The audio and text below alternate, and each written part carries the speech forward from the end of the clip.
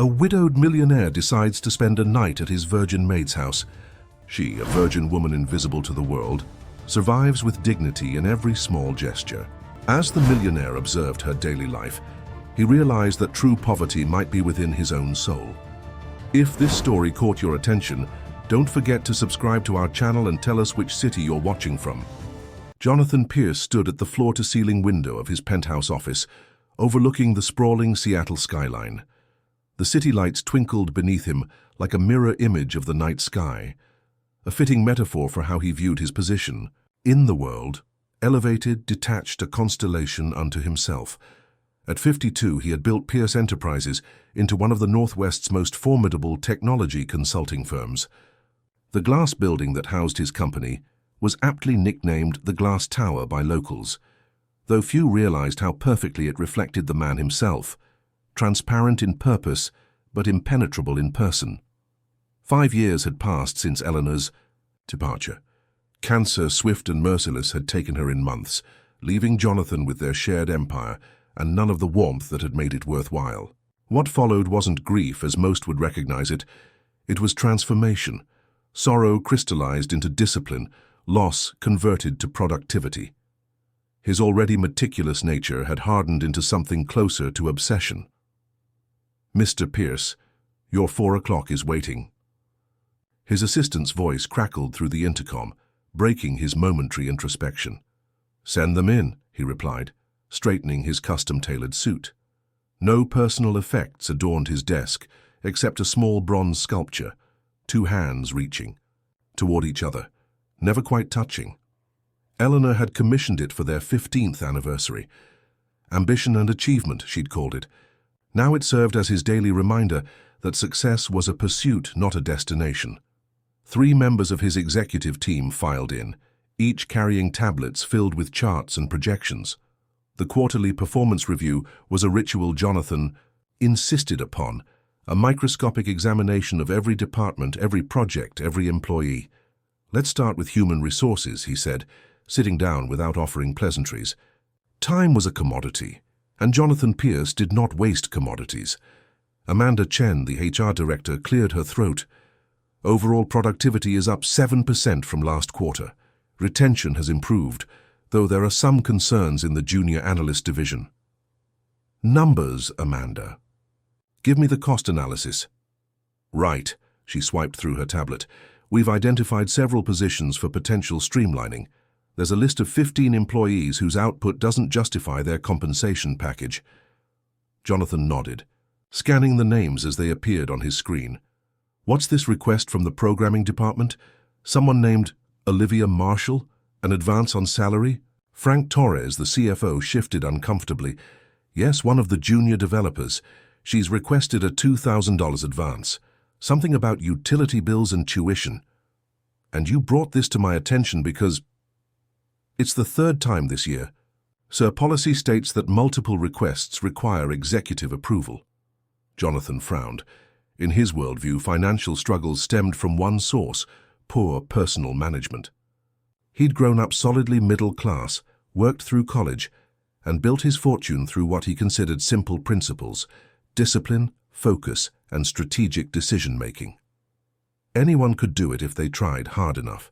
If they didn't succeed, they simply weren't trying. "What's her performance record?" he asked. "Above average," Amanda replied. "She's never been late, completes all assignments ahead of schedule, and has implemented several efficiency measures in her department's workflow. Her immediate supervisor speaks highly of her work ethic." Jonathan's frown deepened. The contradiction irritated him. How could someone so apparently competent be so financially unstable? "Denied," he said finally. "If she can't manage her personal finances, that reflects poorly on her decision-making capabilities. I want her monitored for the next quarter." Amanda nodded, though something in her expression suggested disagreement. Jonathan ignored it. He didn't pay his executives for their feelings. He paid them for results. The meeting continued for another hour, dissecting departments and deciding destinies with clinical precision. When it concluded, Jonathan remained in his office, the Seattle rain now pattering against the windows, casting long shadows across his minimalist furniture. He found himself returning to the case of Olivia Marshall. Something about it nagged. At him, not compassion, but curiosity, an intellectual itch. If she was as capable as reports suggested, why the financial instability? Was there something he was missing? A memory surfaced unexpectedly. Eleanor challenging him over dinner years ago. "You think poverty is just poor planning," she'd said. "Sometimes I wonder if you've ever really looked beyond your theories." He'd dismissed her then. Eleanor had always been the emotional counterbalance to his pragmatism. In the years since her passing, he'd convinced himself that her perspective, while charming, was ultimately impractical. But now, staring at the employee file on his screen, Olivia Marshall, age 24, computer science degree from a state university, hired 18 months ago, Jonathan felt an unfamiliar impulse. What if Eleanor had been right? What if his worldview had blind spots? An idea formed, not born of compassion, but of scientific curiosity. A social experiment. He would see for himself how this supposedly hard-working employee lived. He would confirm his suspicions or disprove them with first-hand evidence. He picked up his phone and called Amanda. "That employee, Olivia Marshall. Schedule a meeting with her tomorrow morning." He paused, considering. "And tell scheduling to clear my Friday evening. I have a personal matter to attend to." As he hung up, Jonathan caught his reflection in the rain-streaked window, a solitary figure in an empty office, surrounded by the trappings of success but disconnected from the world below. For the first time in years, he wondered if there might be something worth seeing down there. Outside, the rain intensified, washing the city clean as night descended, while inside his glass tower, Jonathan Pierce prepared to step outside the only reality he'd allowed himself to know. The following morning, Olivia Marshall sat rigidly in one of the sleek chairs outside Jonathan Pierce's office. Her navy blue blazer, thrift store find carefully tailored by her own hands, was the closest thing she owned to executive attire. The summons had arrived without explanation, and the lack of context had kept her awake most of the night. In Thai, her experience, unexpected meetings with upper management rarely ended well. She checked her watch, a simple timepiece that had been her father's before he left the family years ago. 8 minutes until the scheduled meeting. Her file folder contained printouts of all her recent projects, prepared just in case this was a performance review. Preparation was Olivia's religion. It was the only defense against life's unpredictability. "He'll see you now," the executive assistant announced, gesturing toward the imposing double doors. Olivia entered with measured steps, immediately struck by the vastness of the office. The space itself seemed designed to diminish visitors. High ceilings, minimal furnishings, and floor-to-ceiling windows that offered a godlike view of Seattle. Jonathan Pierce stood with his back to her, seemingly absorbed in the cityscape below. Without turning, he spoke. "Ms. Marshall, thank you for coming on such short notice." "Of course, Mr. Pierce." Her voice was steady despite her nerves. He turned, fixing her with eyes that reminded her of winter steel, observant, analytical, devoid of warmth. Up close, Jonathan Pierce looked exactly as he did in company photographs, except for fine lines around his eyes that suggested years of insufficient sleep. "I understand you've requested another salary advance." No preamble, no small talk. The directness was jarring but not surprising. Everyone knew Pierce's reputation for efficiency. Olivia felt heat rise to her face but maintained her composure. "Yes, sir. My younger sister Emma requires specialized medication this month, and our insurance only covers a portion of the cost. I've calculated that I can repay the advance within 8 weeks without affecting my performance." Jonathan studied her for a moment, his expression unreadable. Then he moved to his desk and pulled up a file on his computer. "You graduated top 15% of your class. You've received positive performance reviews consistently. You've suggested 3 efficiency protocols that we've implemented company-wide." He looked up. "Yet you can't manage your personal finances."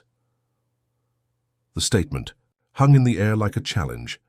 Olivia felt a familiar tightness in her chest, the sensation of being judged by someone who couldn't possibly understand her circumstances. "With respect, Mr. Pierce, My financial situation is complex, but not mismanaged. Her voice remained professional, but carried an undercurrent of steel that matched his own. I support 3 people on a single income while paying for continuing education. Every dollar is accounted for. Something flickered across Jonathan's face, perhaps surprise at her directness.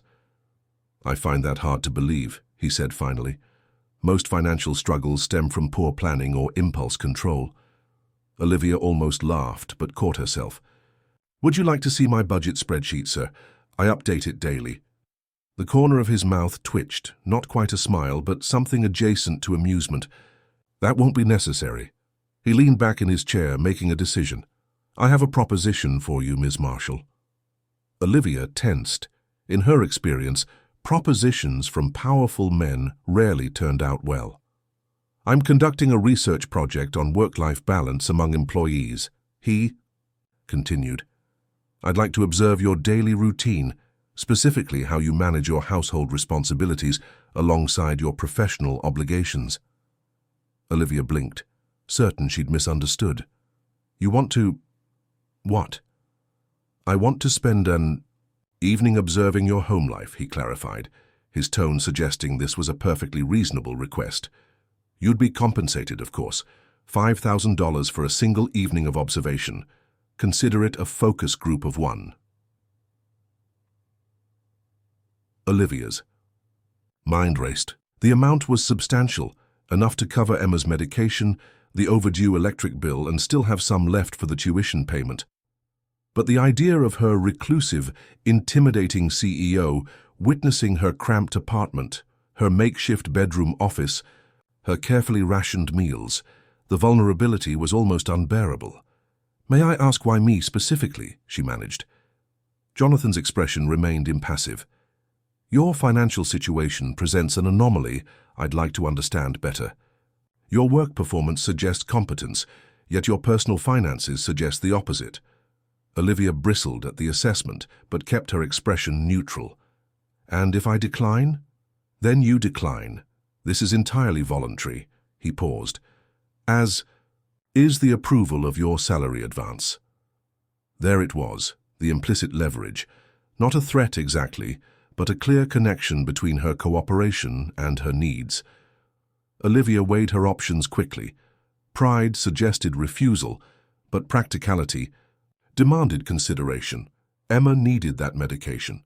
And perhaps, she reasoned, showing Jonathan Pierce the reality of her life might actually shift something in his perspective. It was a small hope, but hope nonetheless. One evening, she said finally, this Friday, I'll text the address to the number on your business card. Jonathan nodded, satisfaction evident in his posture. Excellent. I'll arrive at 7. Casual attire, I assume? The question almost made her smile. The idea of Jonathan Pierce in casual attire was difficult to envision. Very casual, sir. My apartment isn't exactly the Four Seasons. As she stood to leave, Jonathan added, and Ms. Marshall, I'd prefer if this arrangement remained between us, for research integrity. Of course he would. Heaven forbid anyone know the great Jonathan Pierce was slumming it for an evening. Understood, Mr. Pierce. As she walked out, Olivia felt a complex mixture of emotions, relief at the solution to her immediate financial problems, apprehension about the upcoming visit, and a strange, unexpected curiosity. What exactly was driving this bizarre experiment? What did Jonathan Pierce really hope to discover? Back in her cubicle, she stared at her computer screen without seeing it. How could she possibly prepare for this? Should she clean obsessively? Act naturally? What was natural when your CEO was sitting in your living room? Her phone buzzed with a text from her sister Lily. Any news on toddlers for Emma's meds? Olivia typed back, got it covered. Tell you more tonight. She put down the phone and began mentally inventorying her apartment, trying to see it through Jonathan Pierce's eyes. The fold-out couch where she slept, the carefully organized kitchen with its mismatched plates, the bathroom shared by 3 women, the stack of textbooks beside her makeshift desk. For the first time in years, Olivia felt something beyond her usual determined resilience. She felt defiance. Let him come. Let him see. Let him try to fit her reality into his neat theories about success and failure. As the workday continued, she found herself oddly energized by the confrontation to come. Jonathan Pierce thought he knew everything about how the world worked. By Friday night, at least one of his certainties would be challenged. Across the building, Jonathan sat in his office, reviewing Olivia's employee file more thoroughly. He told himself this was merely a sociological experiment, a way to confirm his theories about personal responsibility and financial management. But deeper down, in a part of himself he rarely acknowledged, there was another motivation stirring, a faint echo of Eleanor's voice, challenging him to really look, to really see the world beyond his theories and spreadsheets. Friday couldn't come soon enough. Friday evening arrived with unusually clear skies over Seattle, a brief respite from the city's characteristic drizzle. Jonathan Pierce sat in his Audi, parked across from the address Olivia had provided, a weathered four-story apartment building in the Rainier Valley neighborhood. The structure, with its faded brick facade and narrow windows, seemed to lean slightly, as if exhausted by decades of standing. He checked his watch, 6:55 p.m. Jonathan was pathologically punctual, but arriving exactly on time felt too eager. He'd wait 5 more minutes. He'd dressed down for the occasion, dark jeans, a grey cashmere sweater and leather, loafers that cost more than most people's monthly rent. His idea of casual still screamed wealth, but it was the least formal outfit he owned besides workout clothes. At precisely 7 p.m., he exited his car, activating the alarm system with a discreet chirp that seemed jarringly out of place in this neighborhood.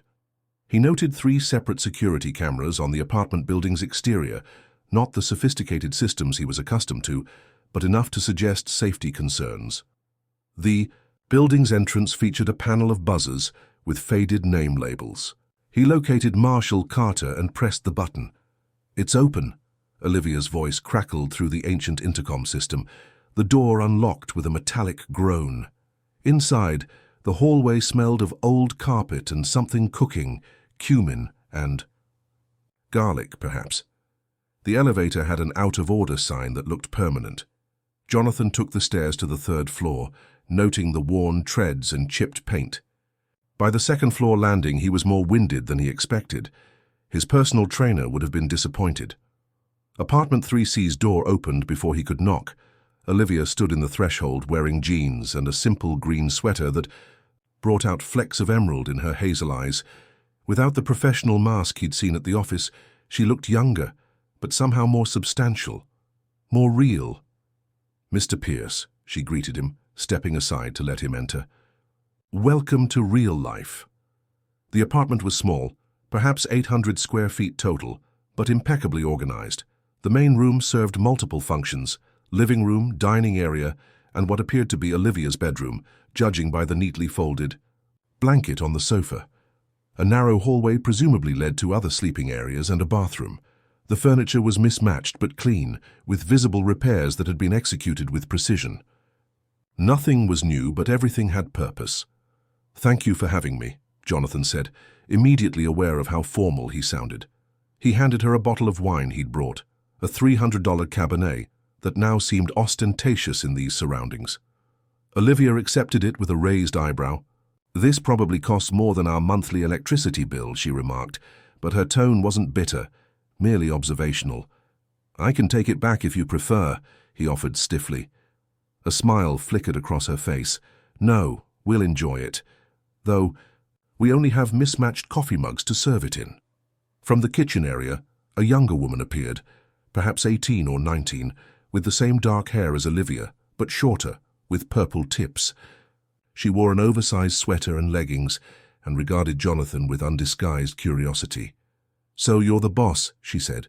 "Lily, this is Mr. Pierce," Olivia introduced them. "Mr. Pierce, my middle sister, Lily." "Jonathan, please," he corrected. Offering his hand, Lily hesitated before shaking it. "Dinner's almost ready," Olivia said. "I hope you like vegetable curry. It stretches further than meat dishes."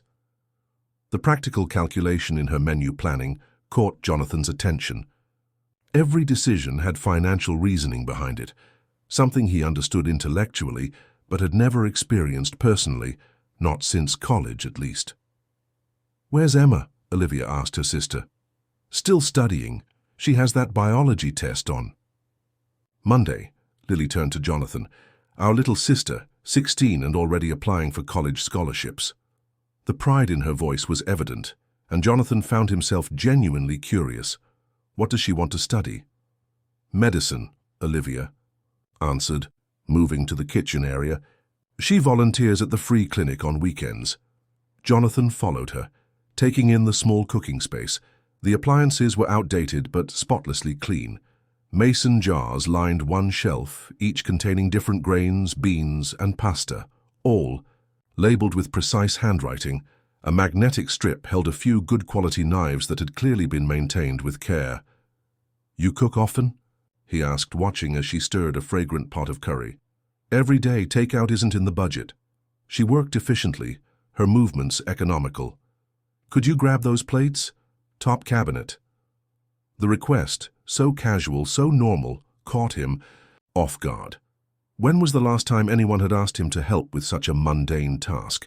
His housekeeping staff handled everything at home. His assistant or restaurant staff managed meals elsewhere. He reached for the cabinet, retrieving 3 plain white plates and 1 blue one. The mismatched set was another reminder of the carefully constructed life Olivia maintained. Functional, not aesthetic. As they prepared the table, a small round surface that could seat 4 at most, Emma emerged from one of the bedrooms. She was a slender teenager, with a serious expression and glasses that kept sliding down her nose. She carried a textbook that she reluctantly closed upon seeing.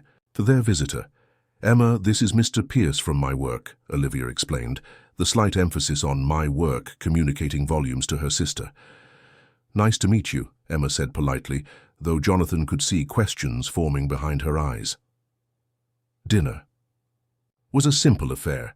Vegetable curry over rice with warm naan bread that Olivia admitted was her one splurge item at the grocery store.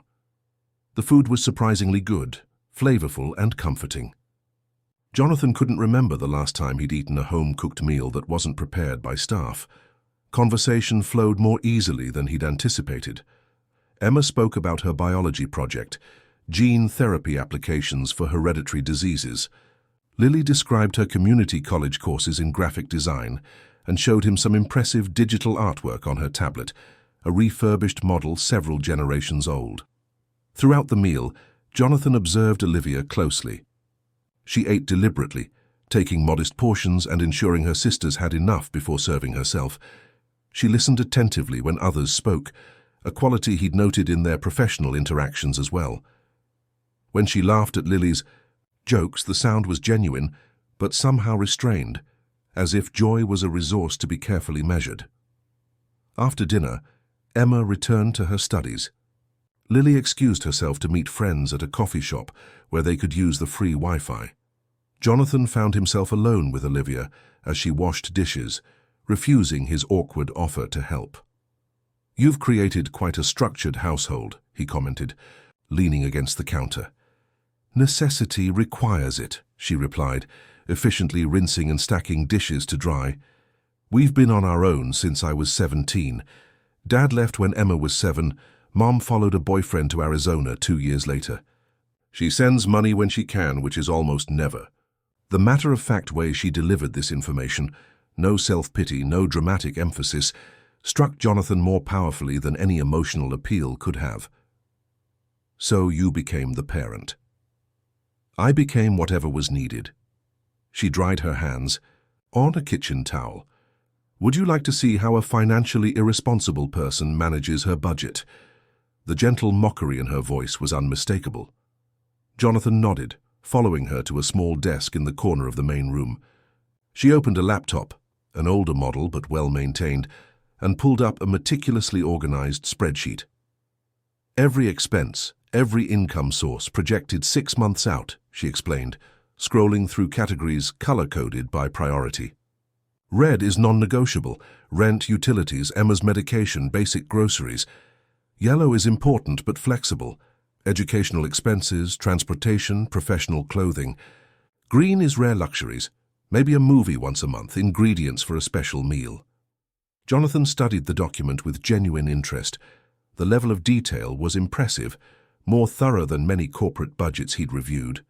What struck him most was how little margin for error existed. One unexpected expense, a medical emergency, a car repair, would collapse the entire system. The advance I requested, she continued, clicking to another tab, was needed because Emma's medication doubled in price last month. Insurance covered less than they promised. I've already adjusted future projections to account for it, but the immediate shortfall couldn't be absorbed.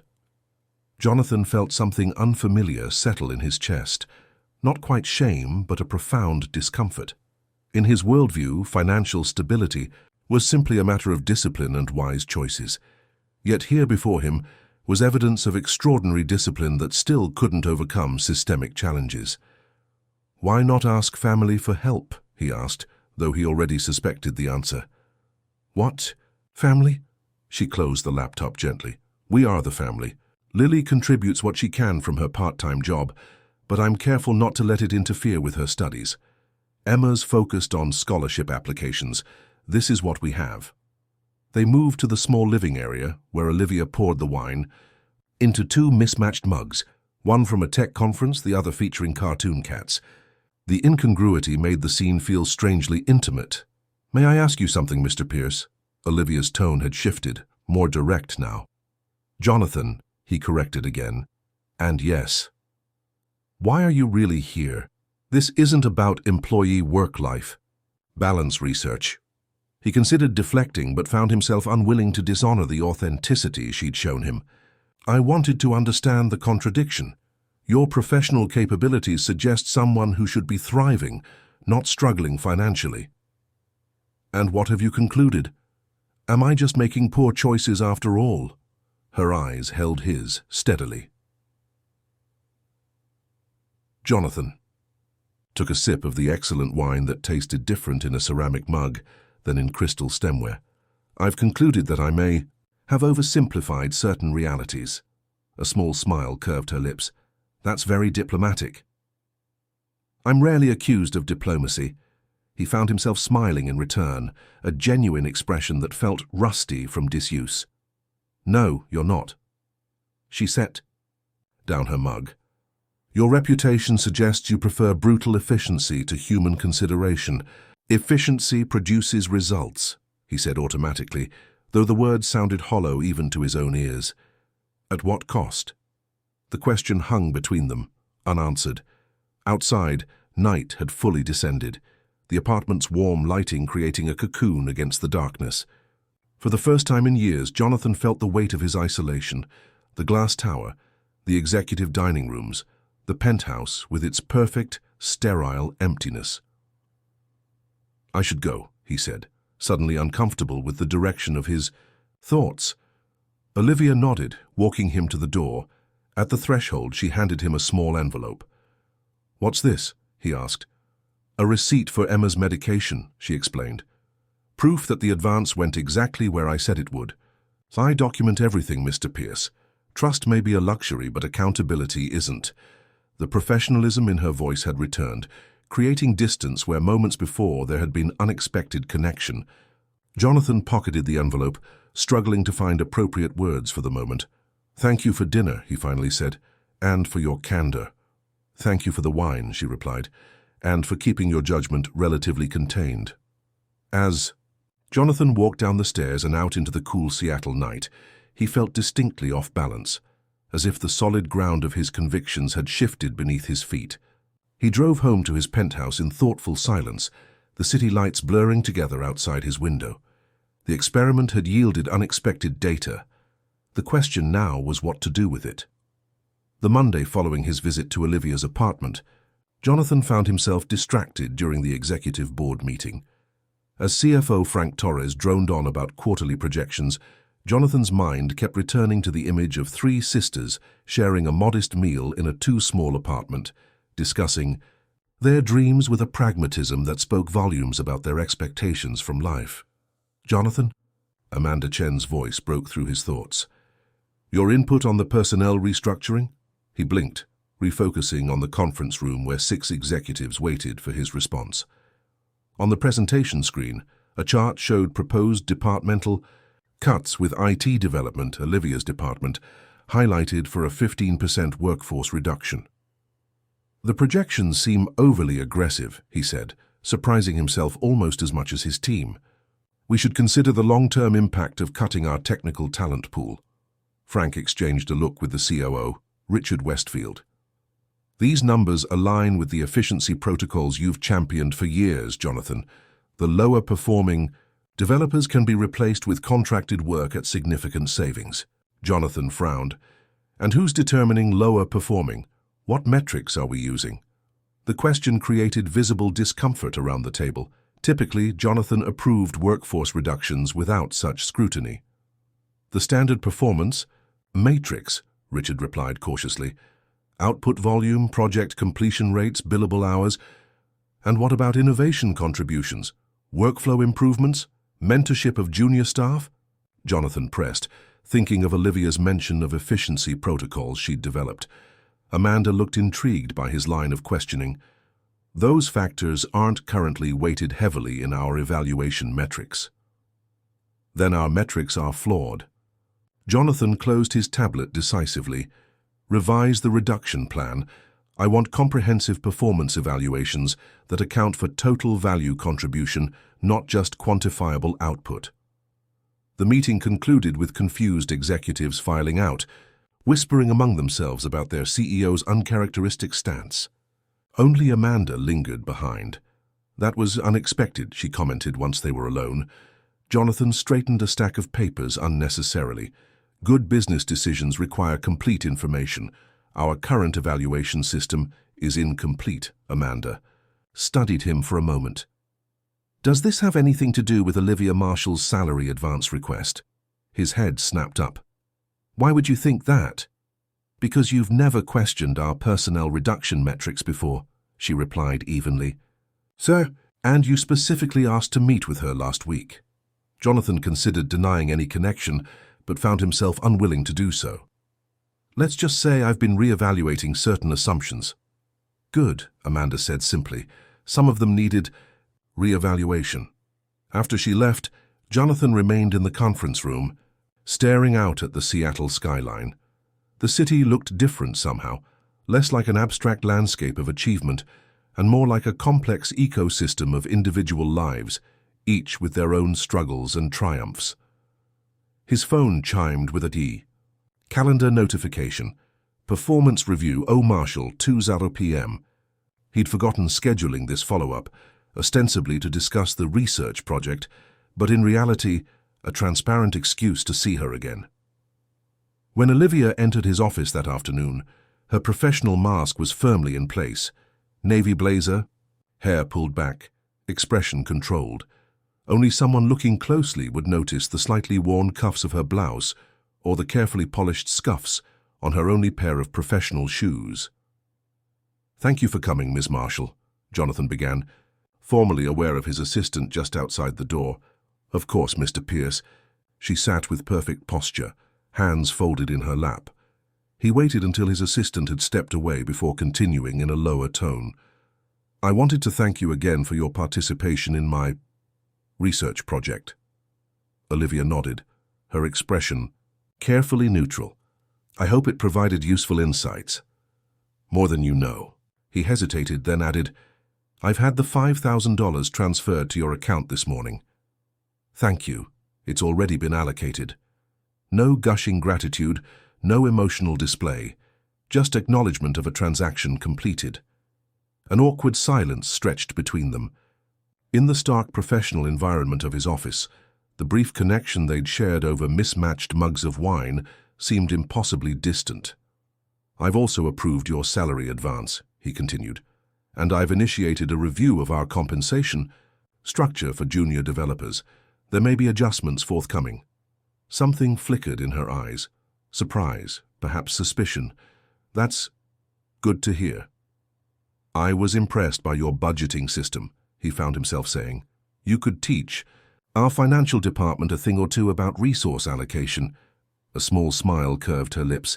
Somehow I doubt they'd appreciate advice from a junior developer with financial management issues. Her gentle mockery of his earlier assessment made something tighten in his chest. Their loss, then. Another silence fell, less awkward than the first but charged with unspoken questions. Jonathan realized with sudden clarity that he didn't want this to be their final personal interaction. "There's a small Italian restaurant near Pike Place, Luciana's," he said abruptly. "The owner makes pasta from scratch daily. Would you consider having dinner with me there on Friday?" Olivia's expression shifted from surprise to wariness. "Mr. Pierce—" "Jonathan," he corrected automatically. "Jonathan," she conceded. "Why?" The directness of her question caught him off guard. Most people in his orbit would have accepted such an invitation without question, eager for his time, his influence, his connections. "Because I'd like to continue our conversation," he replied honestly, "in a setting where we're neither CEO and employee nor research subject and observer." She studied him carefully, as if trying to detect hidden motives. "You understand how this looks." "I do." "And you don't care." Jonathan considered this. Throughout his career, appearances had mattered enormously. The right connections, the right address, the right image, all carefully cultivated to maintain his position in Seattle's business elite. "I find myself caring less than I expected," he admitted. Something in his tone must have convinced her, because after another moment of consideration, she nodded. "All right, Friday at 7. I'll make a reservation." As she stood to leave, Jonathan felt a mixture of anticipation and anxiety that he hadn't experienced in years, perhaps not since his early dates with Eleanor. The thought of his late wife sent a familiar pang through him, but it was tempered by something new, a sense that she might have approved of this unexpected development. Friday evening found Jonathan arriving 15 minutes early at Luciana's, a small family-owned establishment tucked away on a side street near the market. The restaurant was unpretentious but authentic, with white tablecloths, soft lighting, and the comforting aroma of garlic and fresh herbs. The owner, Maria, greeted him by name and led him to a corner table with a view of Elliott Bay. "Your guest." "Has not arrived yet, Mr. Pierce," she said, filling water glasses. "The usual wine?" "Please, and some of that fresh bread when it's ready." As he waited, Jonathan found himself oddly nervous. He'd deliberately chosen a restaurant where he was known, but that was far from the usual corporate dining spots. The last thing he wanted was to create gossip that could make Olivia uncomfortable. She arrived precisely on time, wearing a simple, black dress that Jonathan suspected was reserved for special occasions, given its slightly dated style. Her hair was down, falling in soft waves around her shoulders, transforming her appearance from efficient professional to something altogether more intriguing. "You found it," he said, standing as she approached. "I did." She glanced around appreciatively. "It's lovely, less intimidating than I expected." Maria returned with wine and fresh bread, introducing herself warmly to Olivia. "Any friend of Mr. Pierce is special to us. He brought his wife here often, but it has been many years since he has brought a guest." Jonathan felt heat rise to his face, an unfamiliar sensation. "Thank you, Maria. We'll start with the burrata, I think." After the owner departed, Olivia raised an eyebrow. "A regular spot." "Have yours?" "Eleanor, my wife, discovered it before it became popular," he explained, finding it surprisingly easy to speak her name. She said places with the best food often had the worst marketing. This place proved her theory. "She sounds perceptive." Olivia's voice was gentle but not pitying. "She was." Jonathan poured wine for both of them. "She would have liked you, I think. She always said I needed more people in my life who wouldn't just agree with me." "Well, I certainly qualify there." Olivia smiled, accepting the glass. "I can't promise to agree with you even when you're right." The meal progressed with an ease that surprised them both. Away from the corporate hierarchy, conversation flowed naturally. Olivia described her journey through college, working multiple jobs, taking online courses, graduating in 5 years instead of 4 to manage costs. Jonathan shared stories of his early career struggles, the risks he'd taken that had paid off, and a few that hadn't. "The difference," Olivia pointed out after his story about an early failed venture, is that your failures had safety nets. Mine never have. The observation wasn't bitter, just factual, but it struck Jonathan profoundly. You're right, he acknowledged. I had family support, connections, the privilege of taking risks without risking everything. Hence your theory that anyone can succeed with enough discipline and focus, she suggested. A theory that's been recently challenged, he admitted. Their conversation was interrupted when Jonathan noticed a familiar face at a nearby table. Richard Westfield, his COO, dining with clients. The moment Richard spotted them, his expression shifted from surprise to calculated interest. He excused himself from his party and approached their table. Jonathan, what a pleasant surprise. His gaze slid to Olivia with poorly disguised curiosity. And Ms. Marshall, isn't it? From development. Good evening, Mr. Westfield, Olivia replied with professional composure. Richard, I hope you're enjoying your evening, Jonathan said pointedly. Please don't let us interrupt your client dinner. Richard smiled thinly. Of course not. It's just unusual to see you here with company. The slight pause conveyed volumes. Discussing business on a Friday night, your dedication is legendary. The implied question hung in the air. Jonathan felt a surge of protectiveness toward Olivia, who was maintaining a dignified expression despite the obvious insinuation. Actually, we're discussing Eleanor's education foundation, Jonathan lied smoothly. Ms. Marshall has some excellent insights on scholarship structures for low-income students. Richard nodded, clearly not believing him, but unwilling to challenge his CEO directly. How admirable. Well, enjoy your evening. After he departed, Olivia took a careful sip of wine. That was uncomfortable. I apologize, I should have chosen somewhere more private. It's fine. She set down her glass. But it does raise a question I've been avoiding. What exactly are we doing here, Jonathan? The directness of her question deserved equal honesty. I'm not entirely sure, he admitted. I know that our conversation last weekend affected me deeply. I know that I find your perspective valuable and your company refreshing. Refreshing. A small smile played at her lips. Like a cool drink of reality for the billionaire's parched soul? Something like that. He matched her smile. Though I'm only a multimillionaire, billionaire status continues to elude me. My heart bleeds, she replied dryly. They laughed together, and Jonathan realized it had been years since he had laughed genuinely with another person. The sensation was both foreign and exhilarating. The remainder of dinner passed pleasantly, though with a new awareness of potential watching eyes.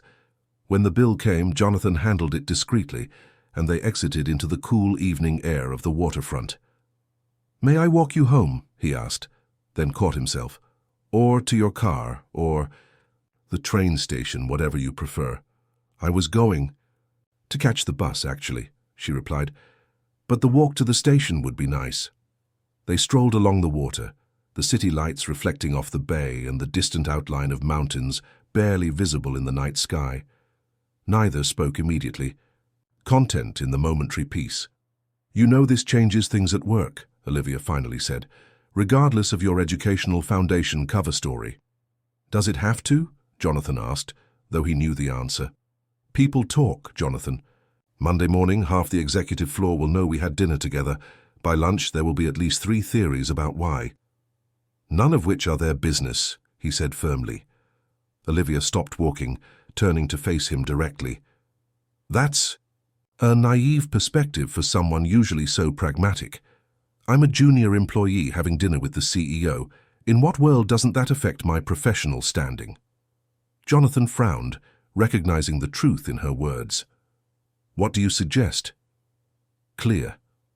Boundaries, she replied without hesitation. At work, we maintain strictly professional interaction. No special treatment, no private meetings, no exceptions to policy. If, whatever this is, she gestured between them, continues outside of work, it stays outside. Her practical approach struck Jonathan as both admirably responsible and slightly disappointing. Part of him had enjoyed the idea of bending his own rigid corporate culture for her benefit. Agreed, he said finally, though I can't promise Richard won't spread his own interpretations regardless. I can handle office gossip, she said with quiet confidence. "I've faced worse." They resumed walking, the conversation shifting to lighter topics. At the bus station, an unexpected awkwardness descended as they prepared to part ways. "Thank you for dinner," Olivia said formally, as if already reinstating their agreed-upon boundaries. "May I call you tomorrow?" Jonathan asked, surprising himself with the directness of the request. "Not about work, just to talk." She considered him for a moment, her expression thoughtful. "I'd like that." As her bus arrived, she impulsively reached out and squeezed his hand, a brief, warm pressure that lingered even after she had boarded and disappeared into the night. Jonathan stood at the station long after the bus had gone, contemplating the strange new territory he found himself exploring. For the first time in 5 years, the glass tower that awaited him felt less like a sanctuary and more like a prison of his own making. The following weeks unfolded in a delicate balance of public formality and private connection. True to their agreement, Jonathan and Olivia maintained strictly professional interactions at Pierce Enterprises. In the office, they were CEO and employee, nothing more, nothing less. But evenings and weekends revealed a different relationship, blooming with cautious optimism. Their phone conversations became a nightly ritual. Sometimes they spoke briefly, sharing the simple details of their days. Other times they talked for hours about everything from childhood memories to philosophical debates about success and privilege. Jonathan found himself eagerly anticipating these calls, often stepping away from late meetings to ensure he wouldn't miss them. "You should see Emma's face when she talks about her college applications," Olivia told him one evening. "It's like she's planning an interplanetary mission with contingencies for every possible outcome." "Sounds like someone else I know," Jonathan replied, smiling into his empty penthouse living room. "The planning gene runs strong in your family." "Planning isn't a luxury for us. It's survival." There was no bitterness in her tone, just pragmatic acceptance. "Emma's chances depend on scholarships. We can't afford mistakes." These glimpses into Olivia's reality continued to challenge Jonathan's worldview. Each revelation about the practical obstacles she and her sisters navigated daily made his own problems seem increasingly trivial by comparison. At work, Jonathan initiated subtle changes. The personnel reduction plan was revised to prioritize retention of innovative talent. The junior developer salary structure underwent review, resulting in modest increases across the board. He established an emergency loan program for employees facing unexpected financial hardships with dignified repayment terms. Amanda Chen noticed these changes first. "The board is getting nervous," she warned him after a particularly contentious meeting. "They're saying you're getting soft." "Equitable treatment of valuable employees isn't softness," Jonathan replied. "It's sustainable business practice." But not everyone viewed his evolving perspective as positive. Richard Westfield had taken to watching Olivia with barely disguised suspicion. Though she continued to perform excellently, rumors began circulating that she had somehow manipulated the CEO for personal gain. Jonathan heard whispers in the executive dining room, insinuations about Olivia's character, suggestions that she was using feminine wiles to advance her career. The rumors infuriated him, particularly because their agreement meant he couldn't publicly defend her without making the situation worse. Meanwhile, Olivia faced her own challenges. Some colleagues who had previously been friendly became distant. Others tried to use her as a conduit, to the CEO asking her to pass along requests or recommendations. She handled it all with quiet dignity, never complaining to Jonathan about the social consequences of their connection. 4 weeks after their dinner at Luciana's, Jonathan invited Olivia and her sisters to his home for Sunday lunch. It was the first time he had entertained guests there since Eleanor's passing. His housekeeper, Mrs. Bennet, seemed rejuvenated by the prospect of preparing for company. "I'll make those lemon tarts Mr. Pierce used to love," she said while discussing the menu. "It's been too long since this house heard laughter." When the Marshall sisters arrived, Jonathan was struck by how out of place they seemed in his meticulously designed modernist home. Their genuine warmth and energy contrasted with the cool architectural perfection he had surrounded himself with for years. "This place is insane," Lily declared, staring up at the 30-foot ceilings and wall of windows, overlooking Puget Sound. "You could fit our entire apartment building in here." "Lily," Olivia admonished gently, though Jonathan could see her own amazement at the scale of his home. Emma, ever practical, had brought her laptop. "Mr. Pierce said you had information about the Westridge Foundation scholarships," she explained, to Olivia. "I want to take notes." Jonathan did indeed have connections that could help Emma's college applications, and he spent an hour after lunch connecting her with the right people via video calls. Seeing her fierce intelligence and determination, he had no doubt she would succeed in medical school if given the opportunity. Later, as Lily and Emma explored the house's extensive art collection with Mrs. Bennet as guide, Jonathan and Olivia found themselves alone on the terrace. "Thank you for doing this," she said, looking out over the water. "Emma tries not to get her hopes up, but I can see what your help means to her." "She's extraordinary," Jonathan replied. "All of you are." "We're just survivors," Olivia shrugged. "We do what needs to be done. That's what makes you extraordinary." He turned to face her. "Most people talk about resilience. You embody it." Something in his tone made her look up at him searchingly. The afternoon sunlight caught the gold flecks in her hazel eyes, and Jonathan felt a now familiar tightening in his chest, a sensation that had been growing stronger with each meeting. "Jonathan," she began carefully, "I need to ask you something." "Anything? Is this real?" The vulnerability in her voice struck him deeply. "Whatever is happening between us, is it genuine, or am I a project, your way of reconnecting with humanity after grief?" The question caught him off guard, not because it was unfair, but because he hadn't fully examined his own motivations. Was she right? Was she simply a convenient vehicle for his belated moral awakening? "You were a project at first," he admitted after a long moment, "an experiment to confirm my theories about financial responsibility." She nodded, her expression carefully controlled. "But then you became a contradiction I couldn't explain away," he continued. "And then a perspective I needed to hear. And now," he took a breath, "now you're the person I most want to talk to at the end of each day, the voice that challenges me to be better, the company I prefer above all others." He reached for her hand, half expecting her to pull away. She didn't. "If that's not real, I don't know what is," he finished quietly. Olivia studied their joined hands. "There's still so much you don't understand about my life." "Then help me understand." "I'm trying to learn." She smiled then, a gentle expression that transformed her face. "You are, aren't you, the great Jonathan Pierce, willing to admit he doesn't know everything?" "Don't tell the board," he said, returning her smile. "They already think I'm having some kind of midlife crisis." The moment was interrupted by Lily's voice calling them inside. The afternoon concluded pleasantly, with promises to meet again soon.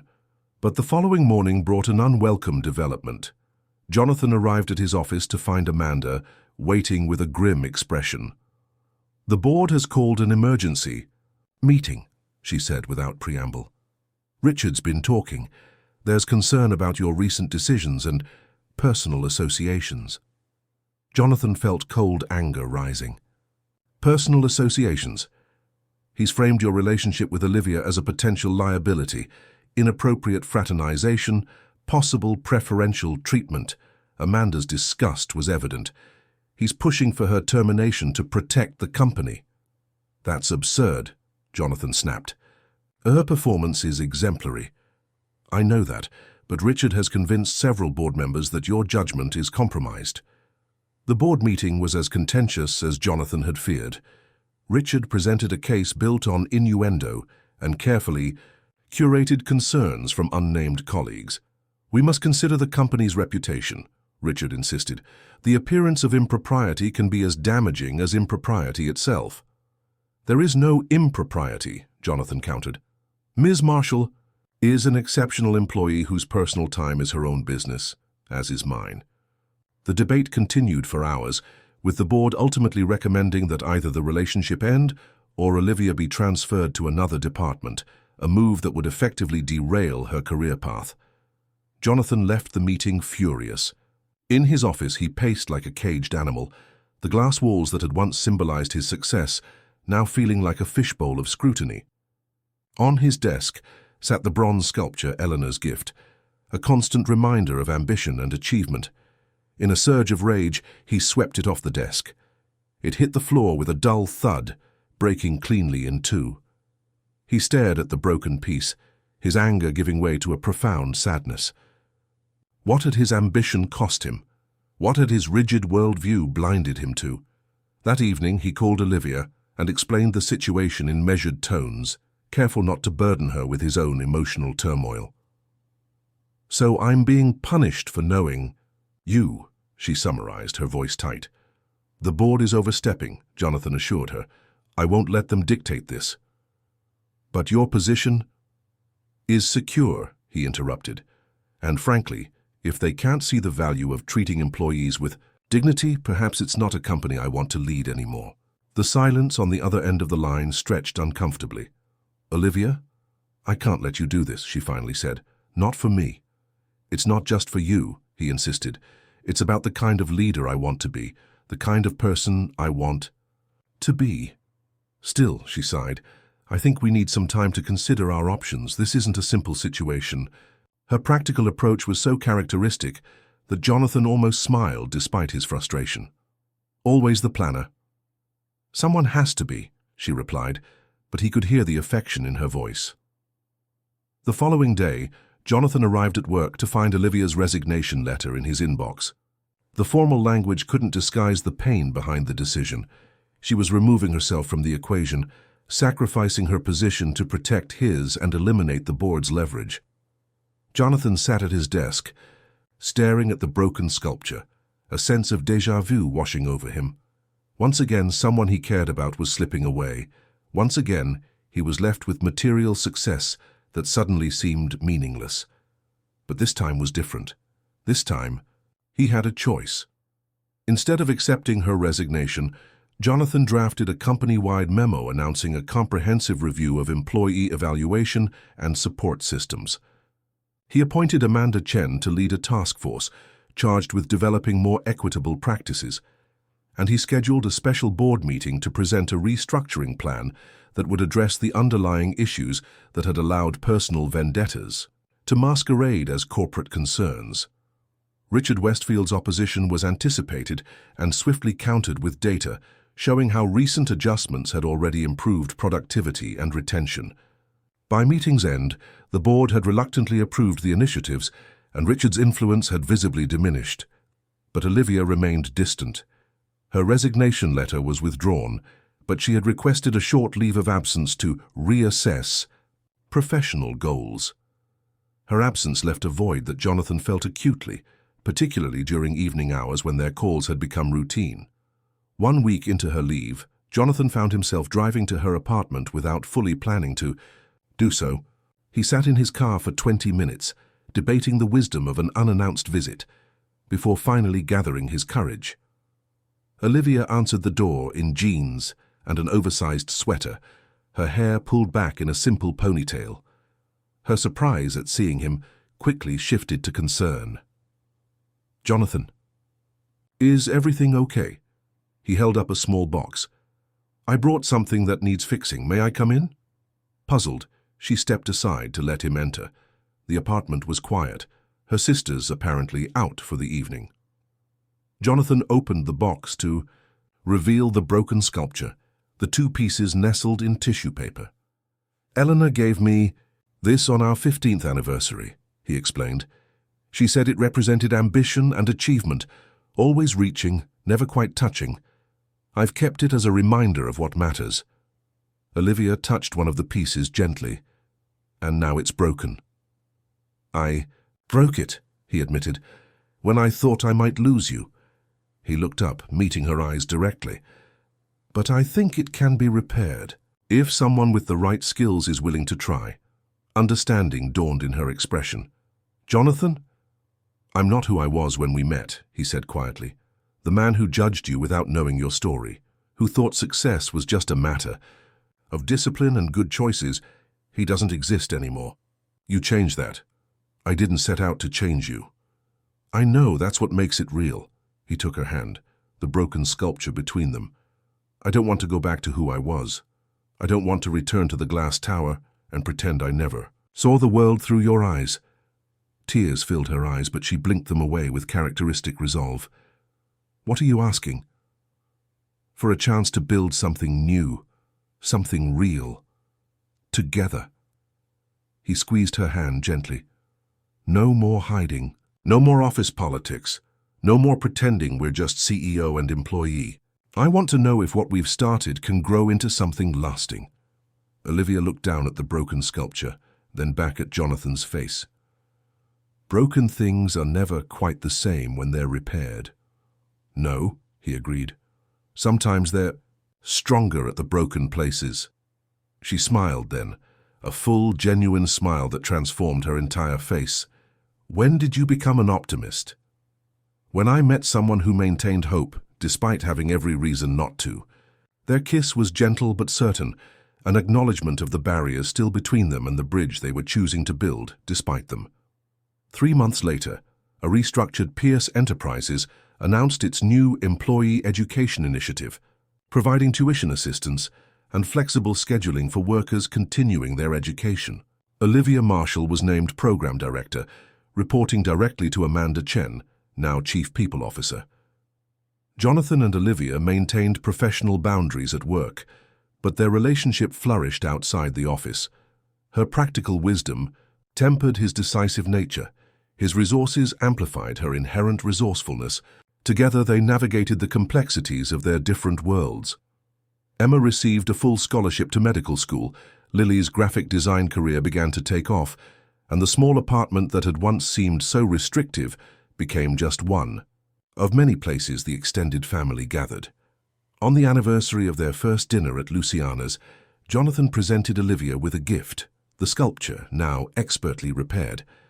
Gold fill marked the break lines, making them a feature rather than a flaw. The Japanese call it kintsugi, he explained, the art of embracing damage, making broken places beautiful by highlighting them rather than hiding them. Olivia ran, her finger along the gold seam. It's perfect.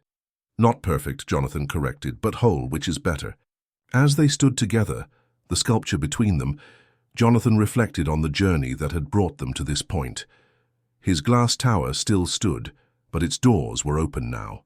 His ambition remained, but its purpose had transformed. And the void Eleanor's departure had left was not filled but honored, part of the golden seams that made his life not perfect, but whole. Sometimes, Jonathan realized, it takes a broken heart to see clearly, and sometimes it takes seeing another's. Struggle to understand your own privilege, but always, it takes courage to rebuild what's shattered into something stronger than before. The sculpture found its place on their shared mantle, 2 hands reaching toward each other, connected by a seam of gold, a testament to the beauty that can emerge when we allow ourselves to be broken open and rebuilt by love. Dear listeners, we hope Jonathan and Olivia's journey has touched your hearts. The path from judgment to understanding is rarely straight, but always transformative. For more emotionally engaging stories that explore the complexities of human connection, we've created a special playlist. Find it by clicking on the link to your left. If this story resonated with you, please subscribe to our channel and like this video. Every day we bring you unique narratives that challenge perspectives and celebrate the resilience of the human spirit. What broke